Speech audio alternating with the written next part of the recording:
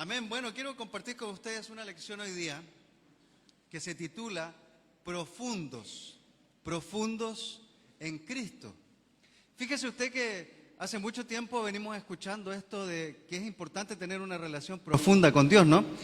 Siempre se nos habla, es importante tener una relación profunda con Dios, porque una relación profunda con Dios nos va a ayudar obviamente en toda nuestra vida, en todo lo que tenemos que hacer en nuestra vida, sobre todo para nosotros que somos cristianos, pero que vivimos en medio de un mundo que no lo es, un mundo pagano.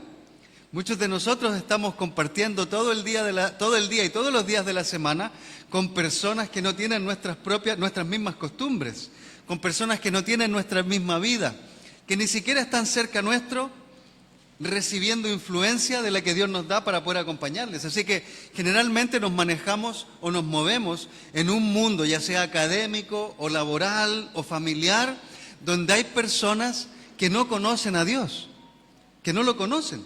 Y como no lo conocen, no pueden vivir tampoco de acuerdo a lo que enseña la Biblia, porque obviamente no tienen una relación con Dios como probablemente tenemos muchos de nosotros. Y eso obviamente no es para mirar mal a las personas que no están con Dios, al contrario, es para poder ayudar a las personas que están sin Dios a conocerlo y a tener una relación con Él. No es para juzgar, no es para criticar, no es para hablar mal de nadie que hoy esté sin una relación con Dios. Todo lo contrario. Necesitamos nosotros siempre tener el corazón y los brazos abiertos para recibir a cualquier persona que no tenga a Dios en su vida. Porque hemos visto en historias nuestras como personas que no tienen a Dios en su vida, gracias a nuestra influencia, llegan a los pies de Cristo, como decía esa canción que cantábamos hace poquito y que estremecía a Arnulfo y probablemente a todos nosotros. Entonces es muy importante, hermanos queridos, tener una relación profunda. ¿Pero qué significa profundo? Me encanta esta imagen que aparece en la pantalla porque es como mirar desde la profundidad hacia la superficialidad, hacia afuera, ¿no? Es como mirar de dentro hacia afuera. Algo profundo es algo que está oculto muchas veces, que es íntimo, que no necesariamente conocen todas las personas, sino que está bien escondido. Y tener una relación profunda con Dios implica conocerle a Él en esa intimidad, en esa profundidad, es decir, más allá que lo que generalmente estamos acostumbrados a hacer. Por ejemplo, el apóstol Pablo, usted seguramente ha leído muchas cartas o muchos escritos de él, especialmente en Filipenses, y vamos a leer unas escrituras sobre Filipenses también más adelante, pero especialmente en Filipenses él empieza a conversar o a hablar con la gente que le escucha ahí, diciendo lo importante que era para él poder conocer a Dios. Incluso lo vamos a ver un poquitito más adelante. Él dice, todo lo que yo soy, todo lo que yo tengo, todo lo que puedo saber, no vale nada si lo comparo con el increíble valor de conocer a Cristo Jesús. Dice más adelante también en esa carta, todo lo considero basura. Y esa palabra basura la traducen en algunas versiones como estiércol.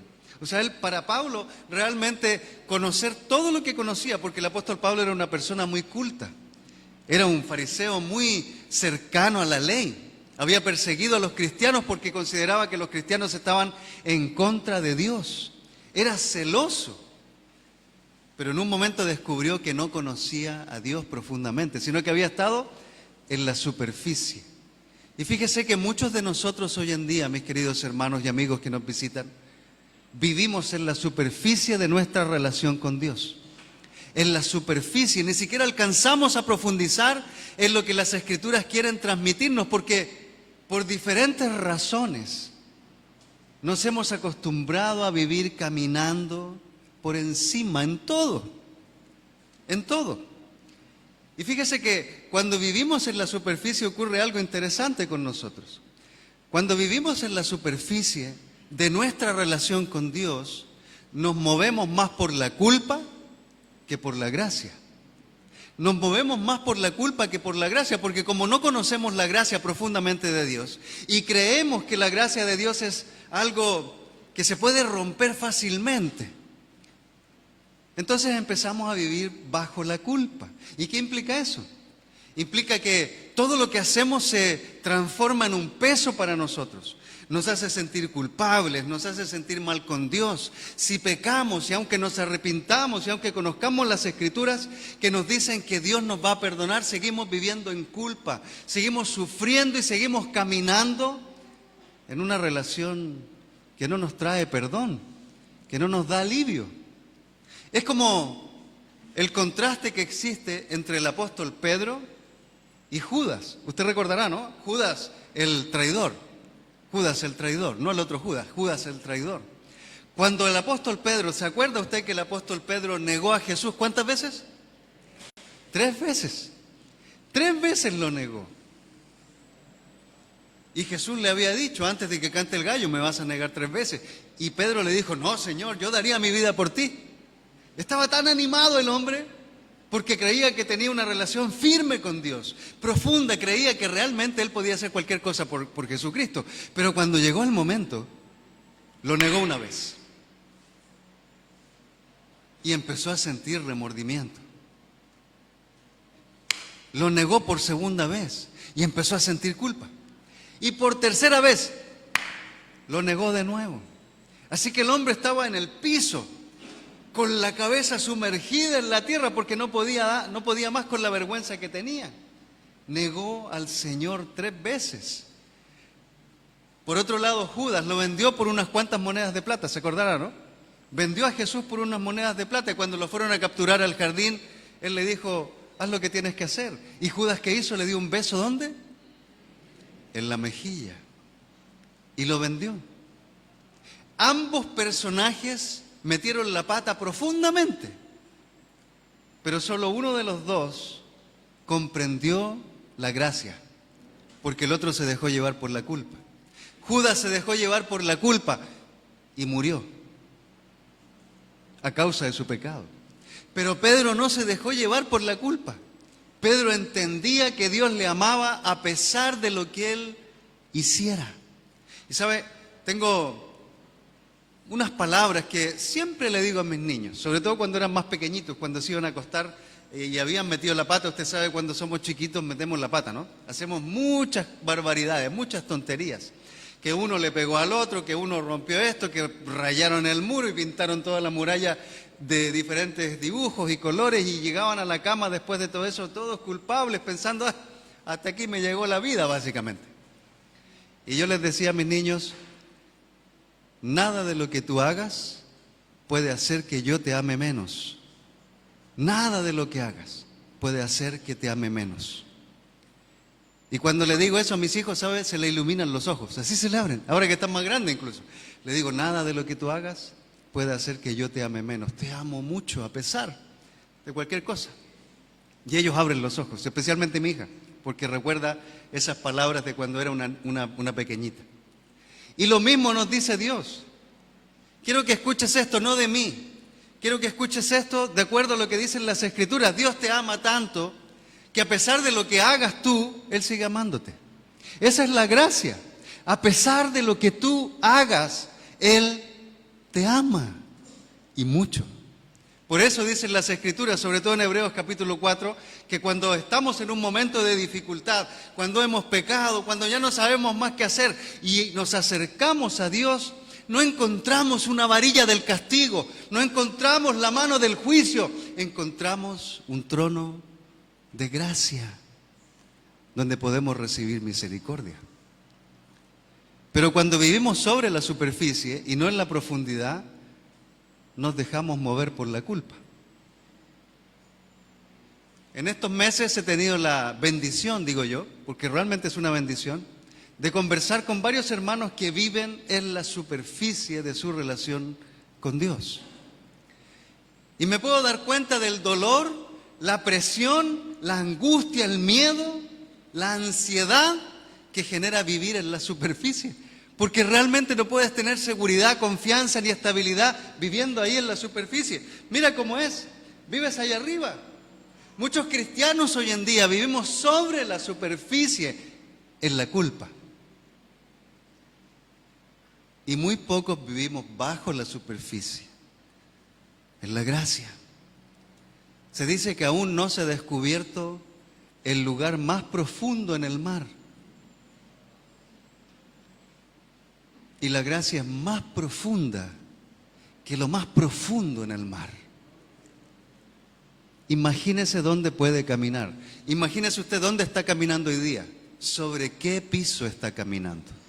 ¿Sobre la culpa o sobre la gracia? Pues conocer a Cristo profundamente nos ayuda a nosotros a vivir en la gracia y no en la culpa.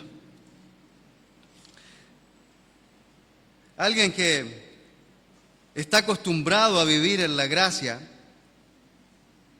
tiene 3 cosas importantes en su vida. Pero antes de eso, déjeme leerle este comentario de un psicólogo que nos dice lo siguiente.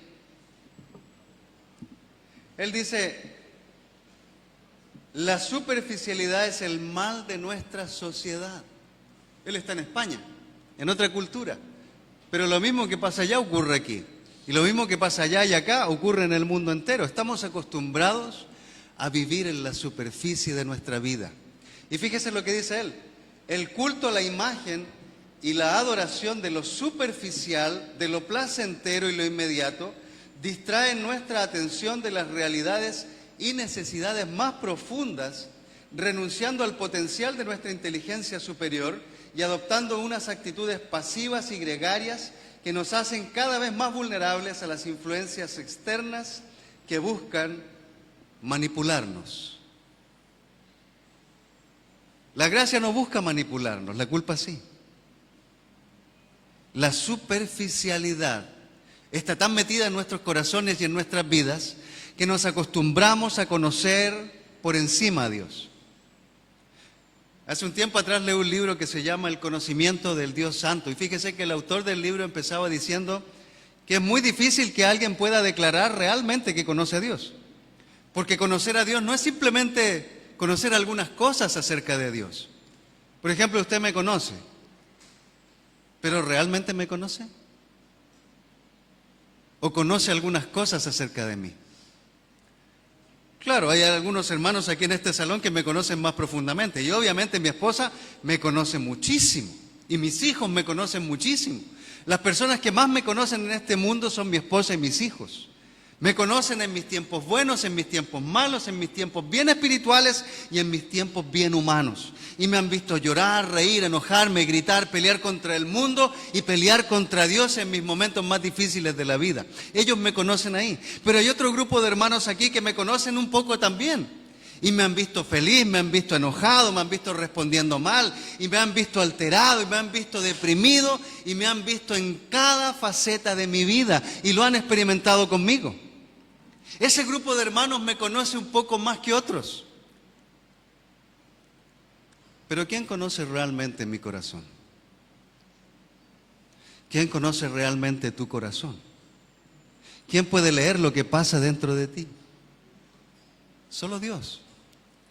Solo Dios. Y por eso es que desarrollar una relación profunda con Él nos va a ayudar a cimentar nuestras vidas en la fe. Cimentar. Poner firme nuestra vida en la fe. Una persona que tiene una relación profunda con Dios generalmente se muestra con 3 áreas importantes en su vida.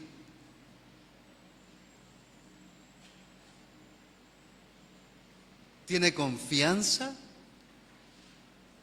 tiene seguridad y es dependiente de Dios. Ahora ponga atención a eso, porque de cierta manera describe a cada hombre y mujer espiritual en las Escrituras. Si usted lee la historia de las personas que son espirituales en la Biblia, Abraham, Moisés y todas las personas que usted conoce, partiendo por Jesucristo, se dará cuenta que cada uno de ellos y ellas tenían confianza en Dios. Confianza. Tenían seguridad en Dios porque era su roca, ahí estaba puesta su confianza y su esperanza. Pero dependían también de Él, a pesar de los errores que muchas veces cometían y que cometemos también hoy. El claro ejemplo de estas 3 cosas obviamente es Jesús. Jesús tenía confianza absoluta en Dios. ¿Por qué? Porque lo conocía. Sabía quién Dios era, no intelectualmente, sino que con experiencia. pero también tenía seguridad en Él, porque el plan de Dios era el que se iba a cumplir en su vida. Él sabía que podía confiar y estar seguro en Dios. Y además dependía de Él, porque todo lo que hacía y todo lo que decía era lo que había visto a Dios hacer y lo que Dios le había dicho que dijera. Entonces había una relación íntima con Él. Fíjese en Juan capítulo 1. Juan capítulo 1, versículo 18.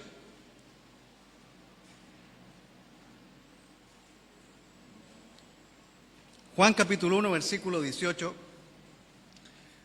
nos dice algo que muchas veces pasamos por alto, pero que obviamente usamos incluso en los estudios que hacemos, porque dice la Escritura en Juan, y Juan sí había desarrollado una relación profunda con Dios. Él tenía una relación íntima. Juan estaba cerca del corazón de Cristo. Si usted lee la primera carta de Juan, que vamos a leer en un tiempo más también aquí con la iglesia, probablemente se dará cuenta de cuánta cercanía tenía el apóstol Juan con Jesucristo. Pero fíjese, Juan 1, verso 18, nos dice lo siguiente. A Dios nadie lo ha visto nunca. El Hijo unigénito, que es Dios y que vive en unión íntima con el Padre, nos lo ha dado a conocer. Y hay una versión diferente que es la pantalla, que es la Pechita, una versión que traduce desde el idioma original al español y habla acerca de que Cristo está en el seno de Dios, en el seno de Dios. Se dice por ahí que Abraham también estaba ahí. Cuando vemos la parábola, por ejemplo, del rico y de Lázaro, el pobre, se dice que Lázaro estaba en el seno de Abraham, mientras que el rico se estaba quemando en el infierno. La palabra seno, y no lo malinterprete por favor, la palabra seno significa intimidad, cercanía. ¿Sabe cuando se usa la palabra seno, estar en el seno de alguien? Cuando un bebé está en los brazos de su padre, por ejemplo. Cuando usted tiene un bebé y lo pone en su pecho, ese niño está en intimidad con usted. Nadie más está ahí. Su hijo, su hija está ahí. En la parte más íntima, cuando escucha su corazón, siente el calor de su cuerpo y usted siente el calor de su cuerpo del pequeño. Ambos están unidos íntimamente. Y esa es la forma en que Cristo está unido a Dios. Padre e Hijo, conectados. Ahora, ese es el tipo de relación que tenemos con Dios. Podríamos decir que tenemos una relación profunda con Dios. Y por favor, no vaya a sentir que le estoy juzgando, que le quiero culpar, para nada. Porque todos nosotros tenemos un cierto nivel de relación con Dios de acuerdo a la experiencia que hemos vivido con Él. Y fíjese que voy a repetir la palabra experiencia porque no se trata solo de conocimiento, el conocimiento es importante.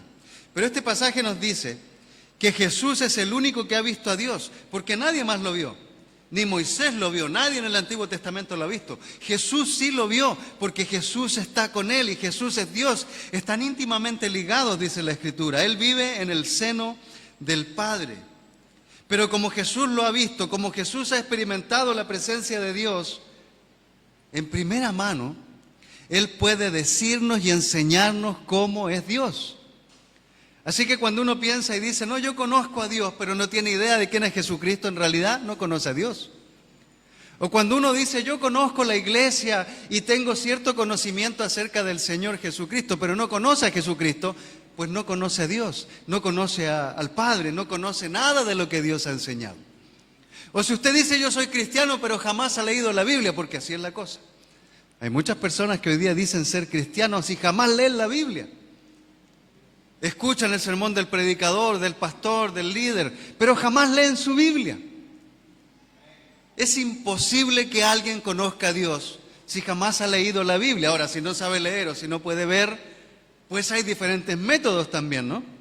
Está la Biblia en braille, está la Biblia en audio, hay personas que le pueden leer. La negligencia es la que nos impide conocer profundamente a Dios. O el que dice, no tengo tiempo para leer la Biblia, tengo 5 minutos al día. Pues ¿de qué manera podemos conocer a Dios 5 minutos al día? Es absurdo decir algo así. Y lo he escuchado, algunas veces yo mismo lo he dicho en el pasado. No, hoy día no tuve tiempo, no tengo tiempo hoy para leer ni la Biblia. Pues si es así, no tienes tiempo para estar con Dios. Y los que no tenemos tiempo para estar con Dios somos los que primero criticamos a los demás. Pero ¿cómo no lees tu Biblia? ¿Pero cómo no pasas tiempo con Dios? ¿Pero cómo en la iglesia hacen esto? ¿Pero cómo eso otro? ¿Y por qué no lo hacen de esta otra forma? Y la Biblia está ausente de nuestras vidas. Así que uno puede decir, yo tengo una relación profunda con Dios. ¿Pero qué significa eso? Tener confianza en Dios. Confianza. Y no se desarrolla de un día para otro, porque toda la Biblia está enfocada en generar confianza en nosotros, desde el principio, desde el Génesis capítulo 1 hasta el último capítulo de Apocalipsis. Dios está buscando desarrollar confianza en Él. Y lo hace por diferentes formas. Por medio de personas, por medio de situaciones, por medio de diferentes cosas que experimentamos todo el tiempo. Experimentamos. Si no experimentamos a Dios en nuestra vida, no conocemos a Dios. Sabemos acerca de Dios. Es como el hombre que dice, me encanta, me gusta esa señorita, esa señora, me gusta mucho. Me encantaría tener una relación con ella o viceversa, con él. Pero no lo conocen. No saben nada acerca de él. Muchos de nosotros aquí conocemos el apellido del presidente, pero no conocemos nada del presidente. No sabemos ni cómo él piensa. Porque él habla de una cosa, pero no sabemos lo que hay en su corazón.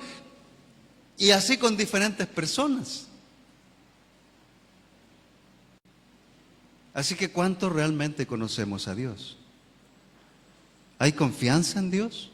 Cuando hay pruebas, cuando hay situaciones difíciles, cuando el camino se empieza a poner como subiendo una montaña empinada, ¿confiamos en Dios? ¿Estamos ahí en el seno de nuestro papá, en el pecho de Él, orando, clamando, llorando, confesando nuestros pecados, hablando con Él, diciéndole, papá, no sé qué hacer, papá, estoy confundido, papá, dime lo que tengo que hacer, papá, ayúdame, papá, tengo hambre, papá, necesito dinero, papá, quiero una relación para poder casarme, quiero cumplir mis sueños, papá, atiéndeme? ¿Cuántos de nosotros realmente tenemos una relación profunda con el Señor? Algunos de nosotros hablamos de una relación íntima, pero continuamos viviendo en la culpa. Y somos manejados por el remordimiento. Algunos se alejan de Dios. Y se alejan de Dios porque no lo conocen. Se alejan de Dios porque creen que Dios los va a castigar, como el padre humano castiga a su hijo de una manera equivocada. Estamos tan acostumbrados a comparar a Dios con nuestros modelos humanos. Estamos tan acostumbrados a pensar que Dios tiene la misma paciencia que nosotros tenemos, que Dios tiene la misma tolerancia que nosotros tenemos, cuando Dios es mucho más grande que nosotros. Y piensa mejor de cada uno de nosotros que lo que nosotros mismos pensamos de nuestras propias vidas. Aquí mismo entre nosotros a lo mejor hay alguien que en alguna oportunidad se ha sentido culpable, o que otro le ha criticado, pero nunca vas a encontrar a Dios haciendo eso. Dios no se va a parar delante de ti para criticarte. Claro que nos va a disciplinar, claro que nos va a corregir, pero acuérdate, Dios va a decir, nada de lo que tú hagas puede hacer que yo te ame menos.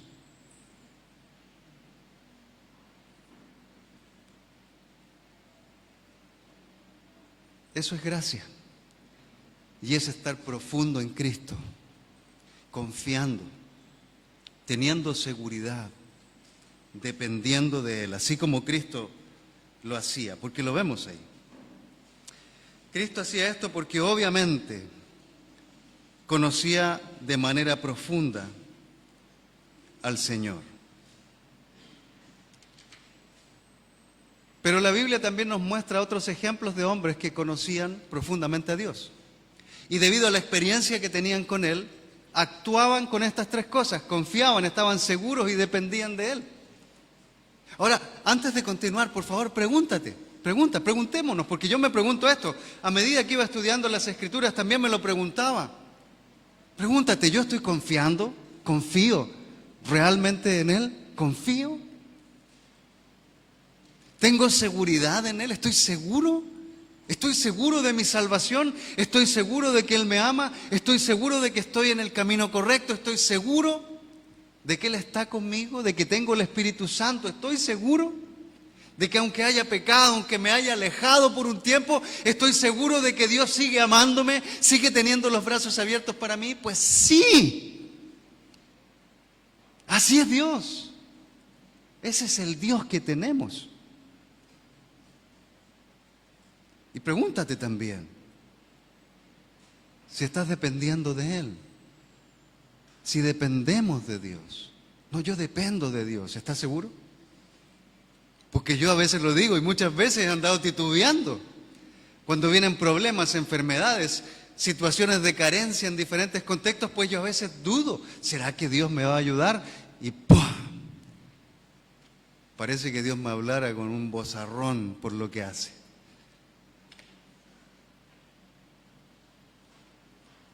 Dios proveerá, a veces lo decimos.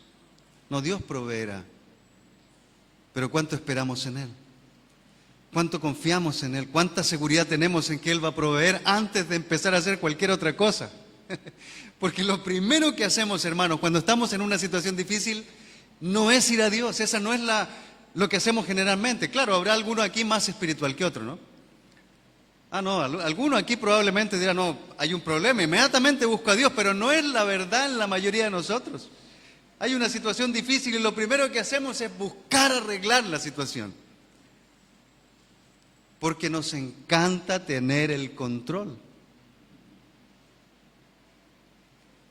Y confiar en Dios, estar seguro en Él y depender de Él implica darle el control al Señor. A veces luchamos, ¿no?, en la casa por el control de la televisión. ¿Le ha pasado a usted? Si tiene una televisión nada más, nosotros tenemos una televisión nada más en la casa y somos 4, así que a veces los 4 queremos ver la televisión.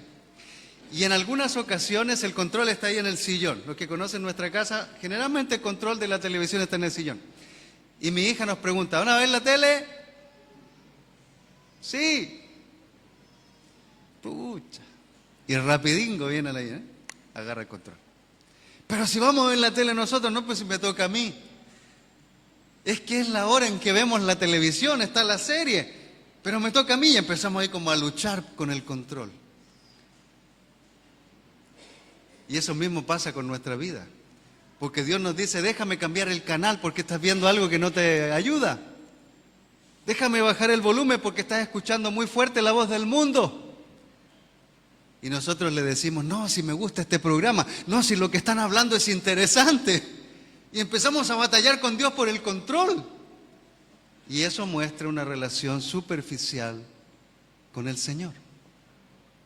Porque no le damos la confianza a Él. Claro, cambia tú el canal. Como si supiéramos más que Dios. Pues bueno, hombres, mujeres en la Biblia que confiaron en Dios. Seguramente ha escuchado hablar sobre Ruth, una mujer espiritual que no era del pueblo de Dios, pero decidió ser del pueblo de Dios. Decidió quedarse ahí, con Noemí, su suegra. Y quizás también escuchó hablar de José, ese hombre que tenía la tentación sexual al ladito. La mujer, la esposa de Potifar, le decía, acuéstate conmigo. ¿Y él qué hizo? Salió corriendo. Se arrancó. Y usted puede decir, claro, si fuera una mujer fea, le entiendo, ¿no? Pero probablemente no era una mujer fea, porque era la esposa de un funcionario, de alguien importante. Una mujer que no tenía nada más que hacer que ir al salón de belleza, que arreglarse las uñas, que ir al gimnasio, que comer lo que le ayudaba en el cuerpo. O sea, usted nunca se iba a imaginar la esposa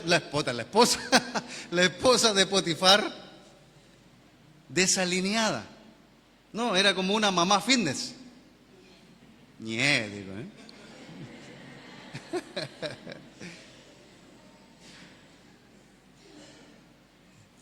Y le clamaba a José. Y el otro seguramente miraba, uy, Señor, ayúdame. Ayúdame porque la tentación es fuerte. Aléjate, Satanás, como dicen algunos, ¿no? Aléjate, Satanás. No, no era Satanás, era la mujer de Potifar. ¿Y José qué hizo? Se arrancó.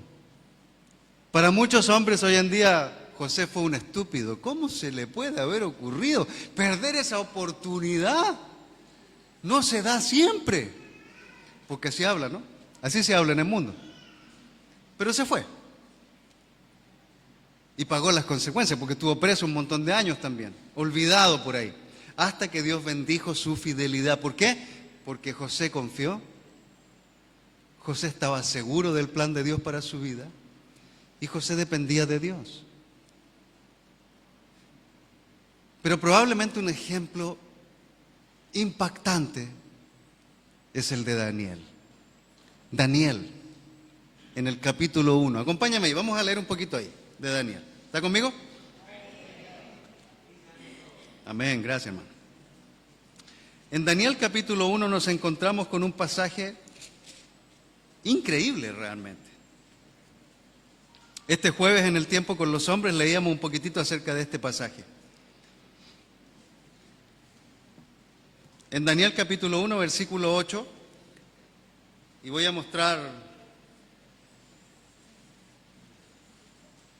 una versión de la escritura que está aquí en la pantalla. Esta es la palabra de Dios para todos, una versión de la Biblia que ilustra de cierta manera las decisiones que también tomó Daniel. Y usted puede leer Daniel capítulo 1 desde el versículo 8 al 17, porque ahí está toda la historia. Yo voy a leer un par de versículos nada más para que veamos esto. En el versículo 8 se nos dice, voy a leer de la versión internacional, pero Daniel se propuso, y fíjese que en la pantalla dice, Daniel estaba decidido. Daniel estaba decidido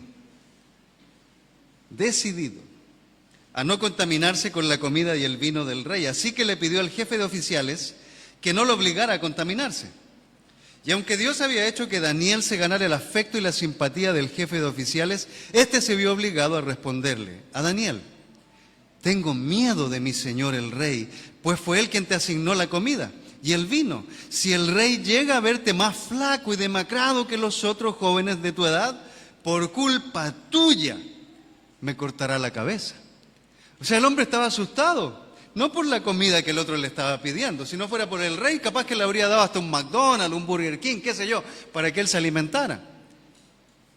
Pero le dijo, no, es que tengo miedo porque si te doy esta comida, que no es la que el rey te ordenó, capaz que hasta me mate. Tenían miedo de él.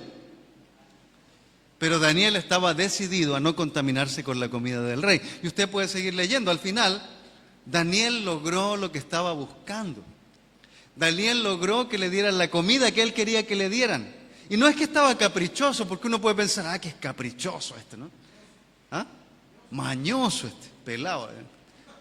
Porque era un pelado, realmente era un joven, era una persona joven, no era adulto. Era un príncipe, un noble, que había sido tomado prisionero por el rey Nabucodonosor de Babilonia, se lo habían llevado para formarlo, tenían que entrenarlo durante 3 años a él y a otro montón de jóvenes que habían traído. Así que era un joven, 14 años. ¿Quién tiene? Ya los de 14 están allá en la sala, pero 14, 16 años. Tenía la convicción de no contaminarse con la comida del rey. ¿Por qué? ¿Por qué no quería comer la comida del rey? Pues por 2 razones probablemente. Una de ellas creo que es la más segura. Ritualmente no podía comer eso porque era una comida que probablemente había sido ofrecida a los dioses babilonios. Entonces estaba contaminada, no era una comida ofrecida a Dios, no era una ofrenda para Dios, sino que para la multitud de dioses que tenían todos los paganos. Así que probablemente él pensó, no voy a comer esa cosa porque está contaminada, se la ofrecieron a otros ídolos, no puedo contaminar mi vida con cosas que han sido ofrecidas a los dioses de otras naciones. Dios se va a incomodar, yo soy celoso. Él tenía la convicción de no ensuciar su alma, su cuerpo con algo que no le agradaba a Dios. Esa es nuestra convicción. Es nuestra convicción.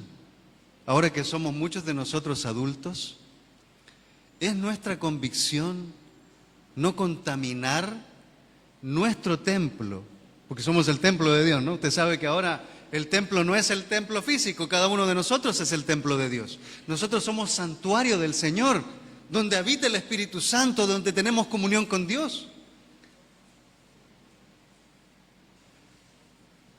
Pero estamos dispuestos a no contaminarnos con la comida ofrecida a los ídolos. Si tenemos una relación profunda con Dios, vamos a tomar la decisión de no contaminarnos con nada que venga del mundo.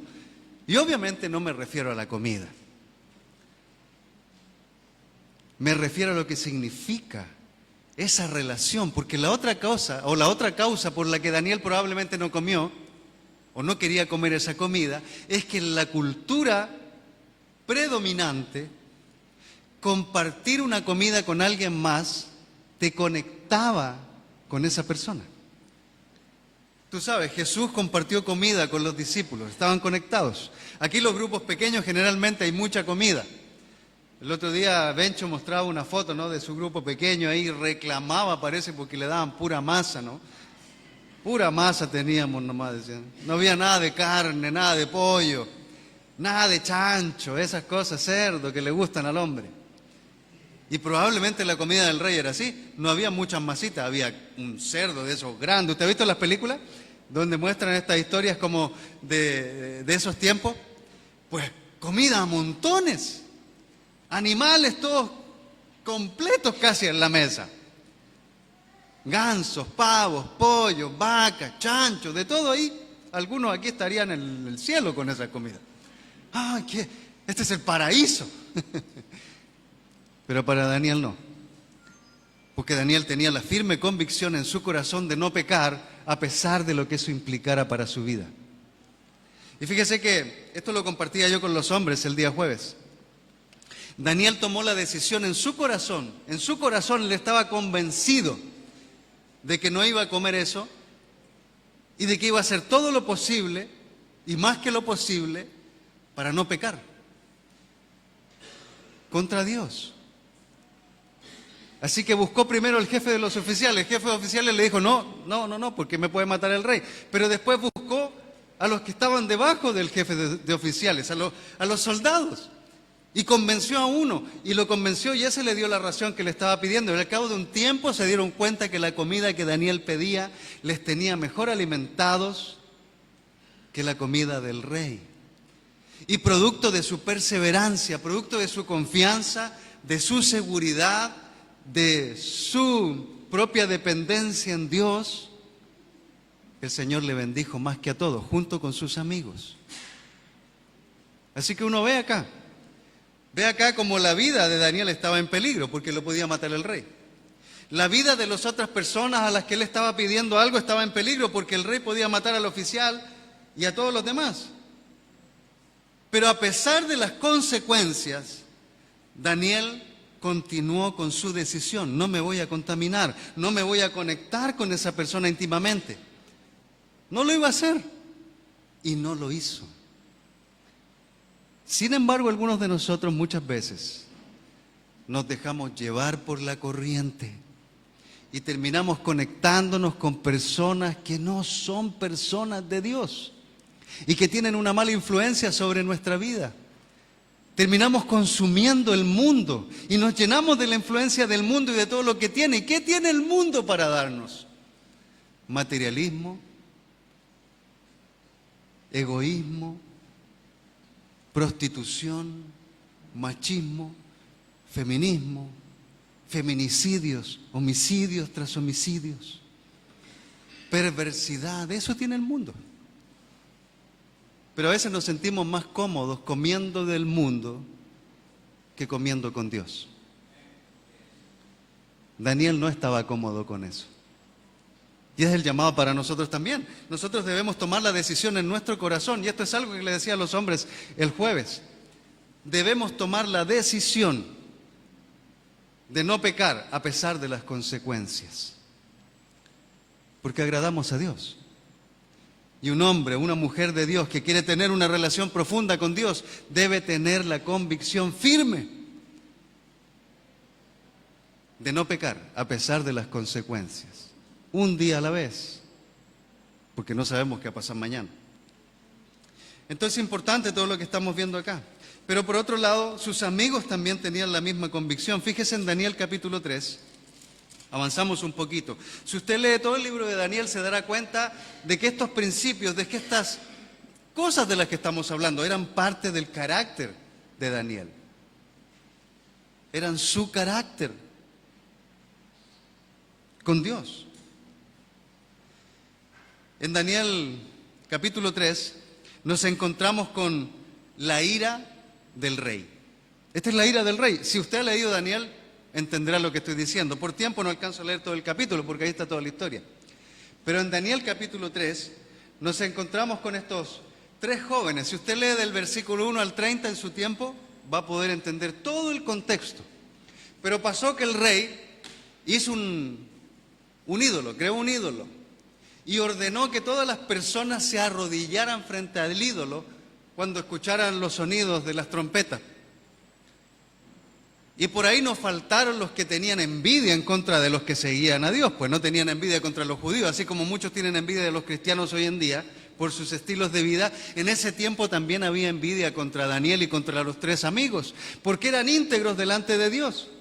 Y a la gente no le gusta el hombre o la mujer íntegra, al contrario, lo detesta. Si usted es íntegro, tenga la certeza de que no le va a caer bien a todas las personas. Porque a la gente no le gusta la gente recta. No le gusta, le gustan los corruptos. Le gusta la gente corrupta porque puede hacer uso de sus malas costumbres en sus compañías. Y se sienten menos mal cuando hacen algo que no está bien, porque se comparan con los corruptos. Pero cuando hay alguien íntegro, realmente se destaca entre los demás y hace sentir incómodo a la gente. Y estos tres se habían hecho sentir incómodos a todos los demás. Estaban revolucionando el tema. Bueno, la cosa es que fueron a acusarlos, ¿no? Nos faltaron los chismosos que fueron ante el rey y le contaron: oiga, usted dijo que toda la gente se tenía que arrodillar frente al ídolo y fíjese que hay 3 judíos que no lo están haciendo, así que ¿qué fue lo que usted dijo? Que había que matarlos. Porque él dijo: si alguien no se arrodilla delante del ídolo, lo vamos a quemar vivo en un horno en llamas. Tanto se enojó el rey, dice el pasaje, usted lo lee después. Tanto se enojó que los mandó a llamar y los enfrentó y les preguntó. A ver, ustedes 3, les dice, en el versículo 14 más o menos del capítulo 3. ¿Es verdad que no honran a mis dioses ni adoran a la estatua de oro que he mandado a erigir? Ya me imagino al rey ahí poniéndose frente a ellos como: ¿y quiénes se creen ustedes? Ahora que escuchen la música de los instrumentos musicales, más les vale que se inclinen ante la estatua que he mandado hacer y que la adoren. De lo contrario, serán lanzados de inmediato a un horno en llamas. Y no habrá Dios capaz de librarlos de mis manos. Pero vemos aquí en el verso 16, Sadrac, Mesac y Abednego le respondieron a Nabucodonosor: no hace falta que nos defendamos, le dijeron. No hace falta que nos defendamos ante su majestad. Si se nos arroja el horno en llamas, el Dios al que servimos puede librarnos del horno y de las manos de su majestad. Ellos le estaban diciendo: ¿sabe qué? Usted no es nada delante de Dios. Usted no significa nada, es un punto, una basura. Usted se cree importante porque tiene un gran reino y ha matado a mucha gente y nos viene a amenazar a nosotros como si tuviera el poder de quitarnos realmente la vida. Usted no es nada, le dijeron. Y aunque haga lo que haga, no nos vamos a arrodillar frente a su Dios. Así que agarre su Dios, prácticamente le dijeron: agarre su Dios. Y usted imagínese lo que pueden hacer con ello, ¿no? Y tírelo a la basura, qué sé yo, no sea mal pensado, pues. Apuesto que pensó algo. Pero básicamente le dijeron eso: agarre su Dios y tírelo a la basura, porque a nosotros nos vale. No nos interesa su Dios. Nosotros confiamos, estamos seguros y dependemos de nuestro Dios. Claro que no aparecen esas palabras, pero está ahí. la confianza en Dios. Así que Él puede librarnos del horno y de las manos de su majestad. No solo del fuego, le dijeron. O sea, Dios puede librarnos del fuego, pero hasta de usted, si usted no... ¿Quién es usted? Imagínense la furia del rey cuando le dijeron eso. ¿Estos qué se creen? Me vienen a tratar mal a mí, que soy Nabucodonosor. Y hay personas, probablemente, algunos de nosotros, espero que no, pero probablemente algunos de nosotros, cuando alguien viene y nos dice algo así, ¿quién te crees vos para venir a decirme eso? Si yo sé lo que tengo que hacer, ¿quién te crees vos para decirme cómo llevar mi matrimonio? Si yo tengo 20 años de casado. ¿Quién te dijo a ti que tenías autoridad sobre mi vida para decirme con quién yo enamoro o no enamoro? ¿Quién te cree? ¿Que porque eres pastor tienes autoridad sobre mí? ¿O porque eres el líder del grupo vienes a decirme lo que yo puedo hacer? ¿O porque eres un cristiano con unos cuantos añitos más que yo, crees que tienes el derecho de corregirme o de aconsejarme en áreas que yo manejo muy bien? Porque ese es el nivel de orgullo que algunos de nosotros podemos tener.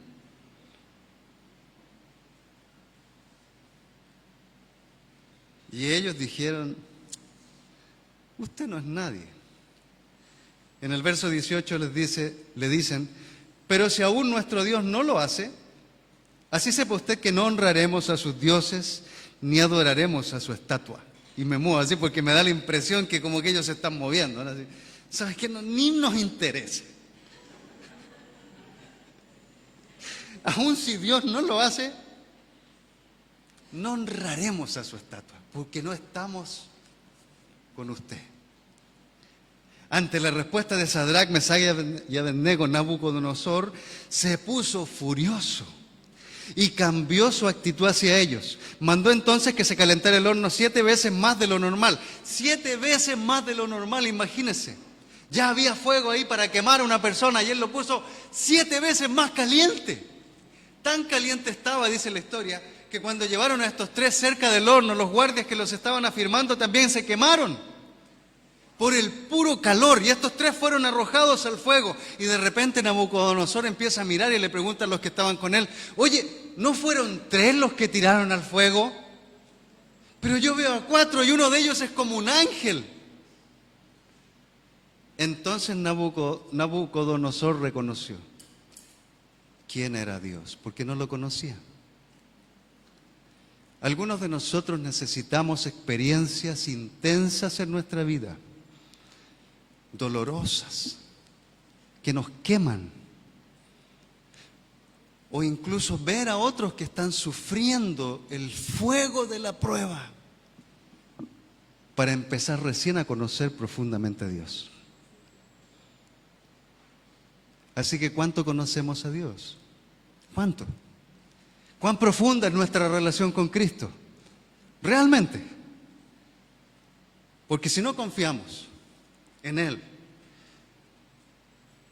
en los momentos difíciles, si no estamos seguros de que Él es nuestra ancla, nuestra roca, nuestra fortaleza, nuestro más alto escondite, si no dependemos de Él en los momentos más difíciles de nuestra vida, cuando nuestros sueños se ven truncados, cuando vienen enfermedades que no podemos manejar, cuando los problemas financieros nos agobian, cuando el trabajo escasea, cuando los hijos se enferman, cuando mueren personas que amamos, si realmente no confiamos, no estamos seguros, si no dependemos del Señor, entonces no tenemos una relación profunda con Cristo.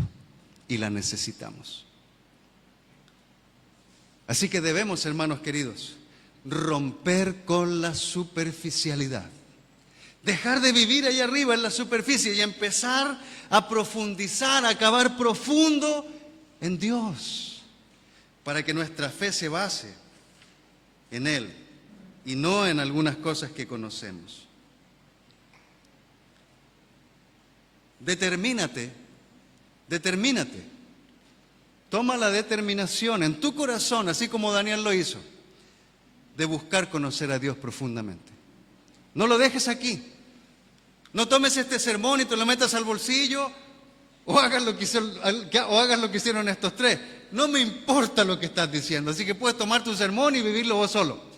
No hagamos eso. Seamos determinados. Tomemos la determinación hoy de buscar al Señor intensamente, no como lo hacemos siempre. Y si tienes una relación profunda ya con Cristo, si ahora la tienes, porque puedes tenerla, aún puede ser más profunda todavía. Así que tomemos la determinación de reconocer que hemos sido superficiales, que no hemos llegado al punto en que estaba Jesús en el seno de su Padre, el apóstol Pablo buscando a Dios por todos los medios. Y arrepintámonos de la forma en que hemos estado buscando al Señor, viviendo en la culpa, en vez de vivir en la gracia. Enfoquémonos, disciplinémonos, tengamos conciencia del valor de una relación con Dios, sacrifiquemos personalmente, tengamos la disposición mental, emocional, de buscar a Dios más de 5 minutos al día. Caminemos con Él porque Él nos llamó a caminar con Él, no a dar un paseo de 5 minutos por el parque. Y seamos humildes para reconocer que nada de lo que hagamos puede hacer que Él nos ame menos. Te dejo con este último pensamiento de Henry Blackaby, que nos dice: el conocimiento de Dios se va